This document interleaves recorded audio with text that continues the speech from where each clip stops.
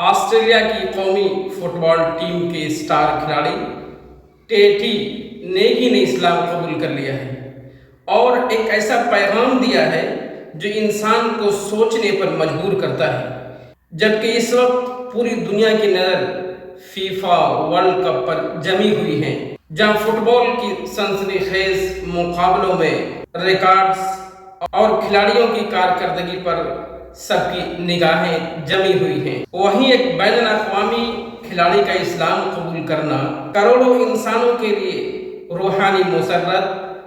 اور فکری بیداری کا باعث بن گیا ہے۔ میڈیا رپورٹس کے مطابق انہوں نے ایک مسجد میں مسلمانوں کے اخلاق، عبادات اور روحانی ماحول سے متاثر ہو کر اسلام قبول کر لیا ہے۔ ان کے مطابق یہ فیصلہ طویل غور و فکر، مطالعے اور حق کی تلاش کے بعد کیا گیا ہے، اور اسلام ہی ایک ایسا مذہب ہے جو نہ تلوار کی زور پر پھیلا اور نہ ہی دولت کے بل پر،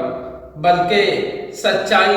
صداقت، عدالت، سخاوت، اخوت اور بھائی چارے کی بنا پر یہ مذہب پھیل رہا ہے۔ جبکہ آج کے وقت میں پوری مشنریز، پوری میڈیا کہ تمام لوگ اسلام کے خلاف لگے ہوئے ہیں، اسلام کو بدنام کرنے پہ لگے ہوئے ہیں، اور جہاں دیکھو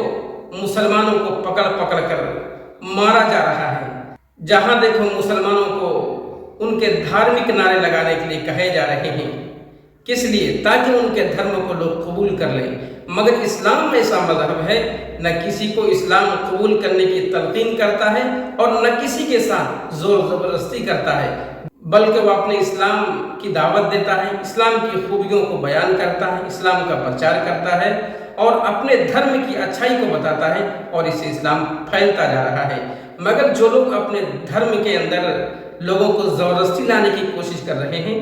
کوئی دھرم بھی زبردستی اپنے مذہب کے اندر داخل کرنے کی اجازت نہیں دیتا ہے، مگر کچھ گنڈے ایسے ہوتے ہیں جو انسان کے دشمن ہیں اور وہ خود اپنے آپ کے دشمن ہیں، لیکن اس کا اندازہ لوگوں کو ابھی نہیں ہوا ہے۔ انشاءاللہ آنے والے وقت میں اس کا اندازہ بھی ہو جائے گا کہ وہ نہ اپنے آپ کے